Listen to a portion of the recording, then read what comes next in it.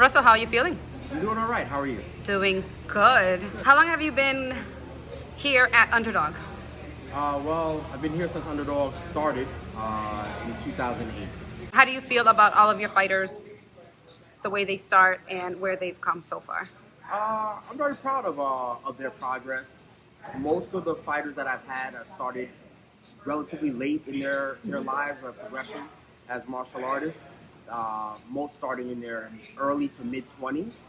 So for the progress that they've made in a short amount of time, getting starting late, has been phenomenal. And how do you feel when fighters or students want to come in, and like you said, it's late in their career? How do you get them to stay focused and not basically lose any more time? I don't. I think when you're an adult and you're starting, in your mid to late 20s and you're starting late, the focus has to come from yourself. Obviously, I provide guidance, but you can't make someone be focused, right? They have to be self-motivated, and they have to ask the right questions, and they have to show up. I mean, the main thing is showing up and being consistent, and showing up with an empty cup instead of thinking you know everything. I think there's a tendency for people who train, particularly if you train about the 1 to 2 year time frame and you're an adult. So as an adult, you're used to having your own say over things that you do and how you do them. The longer you can keep a mentality of a student and keep an empty mind, the more you can learn and grow. And then when you get to that point where you think you know it all, then that's when it kind of falls off. So the people that have that open mind, the longer they can keep their minds open, the longer they can grow and develop. Why should people train at Underdog? Well, I would say the first thing is, where do you live? Right? So if you live in the Hartford County area, I think, and your goal is particularly for MMA, I think we're the best option. And it's because we have everything that you need all in one place. So there are other gyms around, and some are good at one thing or another thing, but we have everything. So MMA is striking, broken down into boxing and kickboxing. It's grappling, broken down into wrestling and jiu-jitsu. And it's a little known element that people don't really think about is strength and conditioning. So when you look around the gym, you see this gym was built around those elements. To be able to have the boxing, the kickboxing, the jiu-jitsu, the wrestling, and the strength and conditioning all in one place, I think is a benefit that most gyms locally don't really have. How do you feel about Erica and her progress with her fight career? Erica's, she's great. She's one of the better students that I've had all time, and I appreciate her dedication to training while maintaining the fact that she is a mom, right? So that's a unique story for the MMA community. And what I like about Erica is she has a goal, and she's organized her life in conjunction with what's best for her goal while meeting all her responsibilities. And so that requires sacrifice. And she trains harder than a lot of people who have more time, or you would expect to be able to do more. But the reason why she can do that is because she's willing to take the sacrifice to do that. And anybody that's willing to sacrifice for their goals is not only worthy of support, but also worthy of respect. How many female fighters do you have here at Underdog? So currently I have 2 that are active MMA, and they're amateurs, and that's Erica and Sam Ayala.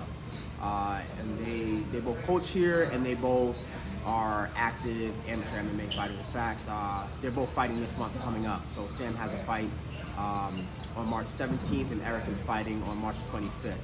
And then I also have one active amateur kickboxer, and she just does kickboxing but not MMA. And then we have Just Mealy, who's a professional, and she's pretty well known. She's fought in Bellator.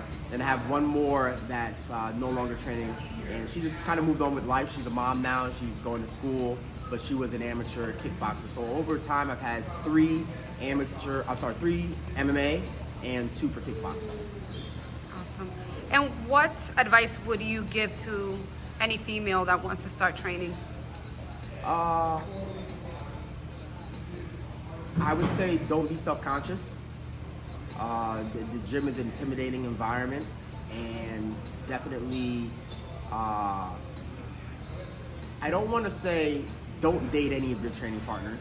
But what I will say is use discretion and try to, before dating your training partners, spend some time getting to know the people in the environment. Because sometimes what happens is you get involved romantically with any of your training partners, and then it makes the environment toxic for you, and you don't want to be here, right? So for me, I want people to enjoy whatever they want to take out of this experience, and the social part of that is part of it, right? You should enjoy that, but you want to try to do it in a way that can preserve your ability to be in that environment. And a large part of that is using some discernment about who you choose to hang out with socially. So that would be my advice to any female that's looking to come into the gym. Women are a minority in this sport. And every day I'm learning how to communicate, how to communicate differently with different groups of people. And what women are looking for from their trainers is a little bit different than what men are looking for. And I think that the number one thing is they, in a positive way, they're looking for that connection, right? More, and everybody's looking for that connection from their trainer, but I think women are looking for it a little bit more so. And a lot of that has to do with it's hard being in this environment as a female. And you want to know that the person that you're working with has your back. Once again, all fighters want to know that. Mm-hmm. But I think it's more important for a woman because the environment, as friendly as we try to make it, it can be difficult to be a woman in this environment. So it just requires a little bit more care, and a little bit more attention, a little bit more communication. And sometimes that can be daunting, but you have to realize that fighting is difficult. And so in order to fight, you have to feel like you have the support that you need. In order to feel like you have the support you need that from the mentors and from the coaches. And that comes down to actually making sure that that person knows where you stand and what you're looking for from them, and that ultimately you're there to back them up and support them. When you match up your fighters, how different is it when you're matching your male fighters versus matching up your female fighters? When you say matching, you mean like for opponents? For opponents, yes. Like somebody calls you, hey, we have this fighter for this person. Like your process, is it different when you're looking at the male versus the females? No, I would say my process is different than most trainers that I know. Okay. But it's not different between male and female.